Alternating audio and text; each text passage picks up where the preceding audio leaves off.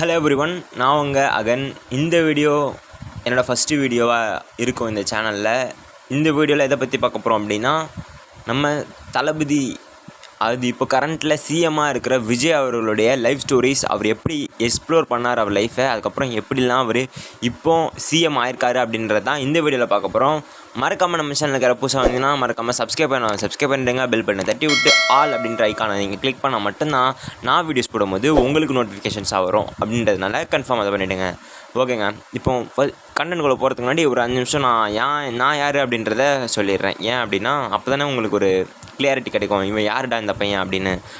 எனக்கு பார்த்தீங்கன்னா இப்போ 19 வயசு. அது நான் ஒரு 6th 7th ஸ்டாண்டர்ட்லேருந்து பார்த்தீங்கன்னா யூடியூப் வீடியோஸ் அப்லோட் பண்ணுவேன். அப்போ எந்த மாதிரி ஜானர்னால் இந்த ஸ்போர்ட்ஸ் சேனல், கிரிக்கெட் சேனல், அதுக்கப்புறம் கார்ட்டூன் சேனல்ஸ், அதுக்கப்புறம் அனிமே கண்டென்ட், அதுக்கப்புறம் இம்ப்ரூவ் ஆகி நான்லாம் சோலோ க்ரியேட் பண்ண ஆரம்பித்தேன்.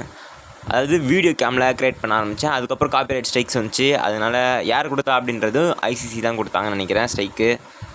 இந்த மாதிரியான விஷயங்களுக்கு அப்புறம் ஸ்ட்ரைக் அப்படின்ற சொல்லாமா அப்படின்னு எனக்கு தெரியல. ஏன்னா எதுக்கு போட்டால் ஸ்ட்ரைக் அடிக்கிறாங்க அப்படின்னு நானும் போட்டு தேடி கண்டுபிடிச்சி பார்த்து அதுக்கப்புறம் வீடியோ எடிட் பண்ணி போடுற மாதிரி இருந்தது. அதனால் நான் பார்த்தீங்கன்னா நியூ சேனலே க்ரியேட் பண்ணி இப்போ வீடியோ எடுக்க ஆரம்பிச்சிட்டேன்.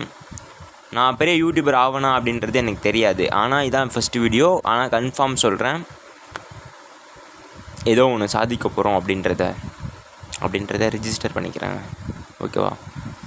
ஓகேங்க, கண்ணனுக்குள்ளே போகலாம்.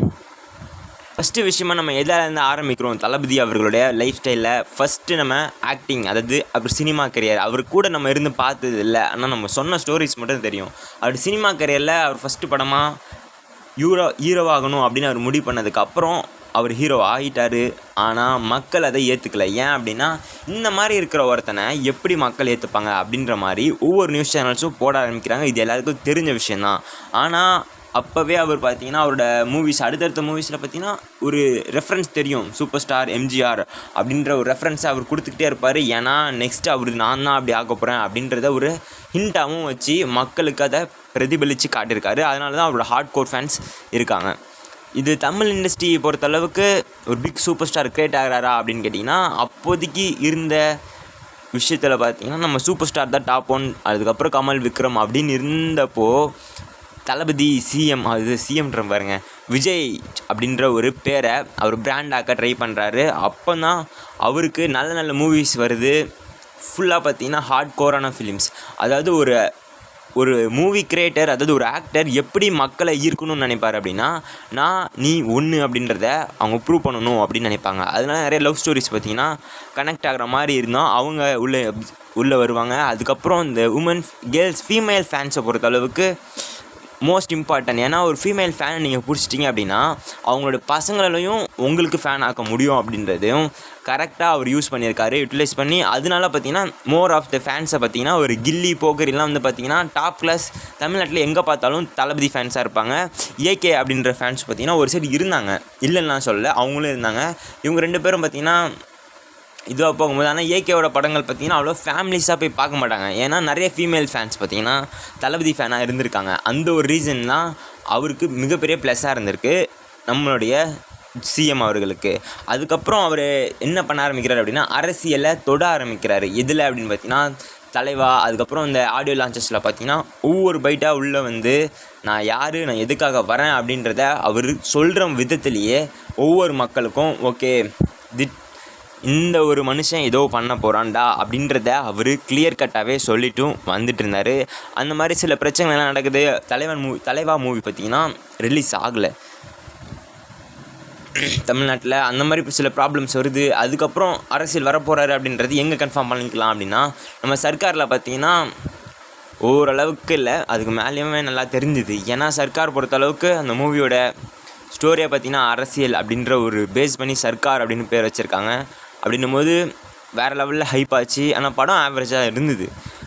அதுக்கப்புறம் ஆனால் தளபதியோட மூவிஸ் பார்த்திங்கன்னா நீங்கள் சினிமாவாக பார்க்கணும் அப்படின்னு நினச்சி யாருமே போக மாட்டாங்க. அவங்க ஃபேன்ஸாக பார்க்கணும் அப்படின்னு நினச்சி தான் நிறைய பேர் படத்தை பார்ப்பாங்க. அப்படின்றதுனால அது ஒரு பெரிய விஷயமாகவே தெரியல. படம் ஆனால் ஓடிடுச்சு. அதுக்கப்புறம் அவர் அனௌன்ஸ்மெண்ட் பண்ணுறாரு கரெக்டாக எப்போ அப்படின்னா இப்போ பாலிடிக்ஸ்குள்ளே வரலாம். பாலிடிக்ஸில் பெரிய பெரிய ஆட்கள்லாம் பார்த்திங்கன்னா காணாமல் போகிறாங்க. ஏடிஎம்கேவோட ஹெட்டாக இருந்த ஜெயலலிதா அவங்க பார்த்திங்கன்னா இறந்துடுறாங்க. அதே மாதிரி டிஎம்கேவோட ஹெட்டாக இருந்த கலைஞர் அவர்கள் அவரும் பார்த்திங்கன்னா இறந்துடுறாங்க. இவங்க 2 பேரும் இறந்ததுக்கப்புறம் இதுக்கப்புறம் யாருடா அப்படின்ற போது ஸ்டாலின் அவர்கள் பார்த்திங்கன்னா என்ட்ரி கொடுக்குறாரு. அவர் தான் இப்போதைக்கு ஒரு பெரிய உருவமாக தெரிகிறாரு. ஏன் அப்படின்னா ஒரே கட்சி ஒரே முகம், அது ஏற்கனவே பார்த்த முகம். ஆனால் எடப்பாடியோ இபிஎஸோ அப்படி கிடையாது. அவங்க அடிக்கடி குறுக்கில் வந்துட்டு போன முகமாக தான் இருந்தாங்க. அப்படின்னும் போது இந்த 3 பேருமே பார்த்திங்கன்னா ஸ்ட்ராங்கான ஆப்போனண்ட் இல்லை அப்படின்றது நம்மளுடைய தளபதிக்கு தெரிஞ்சிச்சு.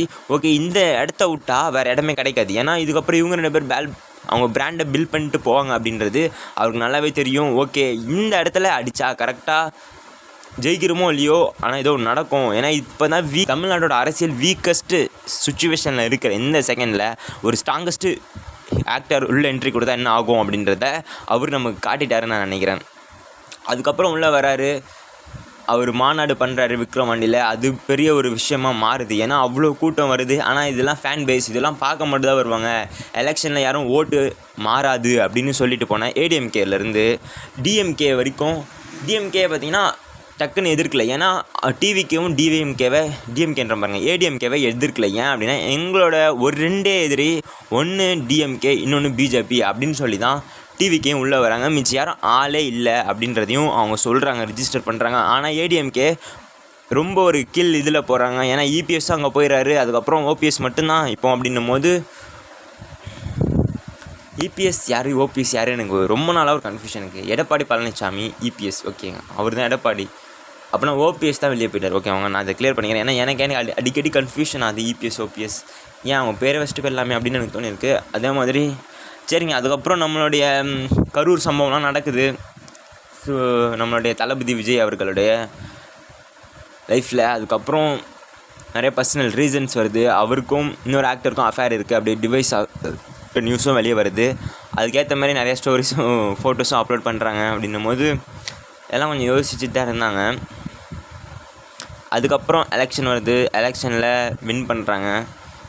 இதுலேருந்து என்ன தெரியுது அப்படின்னா, ஒரு மனுஷன் கரெக்டாக யோசித்து கரெக்டான சுச்சுவேஷனில் கரெக்டான இடத்துல அடித்தா யார் வேணால் ஜெயிக்கலாம் அப்படின்றத நம்ம இந்த ஒரு ஸ்டோரி இதை பற்றினா கொஞ்சம் ஸ்பீடாக சொல்லியிருப்பேன். ஏன்னா என் ஃபஸ்ட்டு வீடியோ எடிட் பண்ணி போடணும் அப்படின்றதுனால எக்கச்சக்க ஒர்க் ப்ரொசஸ்ங்க, ஒர்க்கு போகணும், அதுக்கப்புறம் காலேஜ் போகணும் அப்படின்ற விஷயத்தினால என்னால் கரெக்டாக ஸ்லோவாக அவங்களுக்கு சொல்ல முடியல. ஓகேவாங்க, நெக்ஸ்ட் வீடியோவிலேருந்து நான் என்ன சேஞ்ச் பண்ணிக்கிறேன். ஏன்னா காலையில் சீக்கிரமாக எழுந்திரிச்சு உங்களுக்கு வீடியோ கொடுக்க போகிறேன். இதுக்கப்புறம் டெய்லி நம்ம சேனலில் வீடியோ வந்துடும். மறக்காமல் சப்ஸ்கிரைப் பண்ணி பெல் பட்டனை தட்டி விட்டுருங்க. இப்போ இந்த ஒரு ஸ்டோரி, தளபதி சிஎம் அவர்கள் அவர் என்ன சொல்ல விரும்புகிறாரு, அவர் வாழ்க்கையை நம்ம என்ன எடுத்துக்கலாம் அப்படின்னு பார்த்தீங்கன்னா, எல்லா இடத்துலையும் சைலண்ட்டாக இரு, ஆனால் உனக்குன்னு ஒரு நேரம் வரும், அப்போ நீ எந்திரிச்சு பேசினா ஒருத்த கூட தாங்க மாட்டான் அப்படின்றத நீ ஞாபகம் வச்சுக்கோங்க. இருக்கிற நேரம் வரைக்கும் காத்திருந்து கரெக்டாக ஒரு அடி அடித்தா உடையும் அப்படின்ற சுச்சுவேஷன் தெரியும்.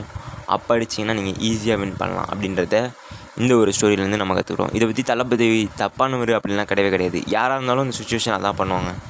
நீங்கள் ஒரு ஹியூமன், இப்போ உங்களுக்கு அந்த பவர் வரணும் அப்படின்னா அதை பண்ணி தான் ஆகணும். ஓகேவாங்க, இந்த வீடியோவில் தான் மறக்காமல் சப்ஸ்கிரைப் பண்ணி பெல் தந்துட்டு பை பாய்.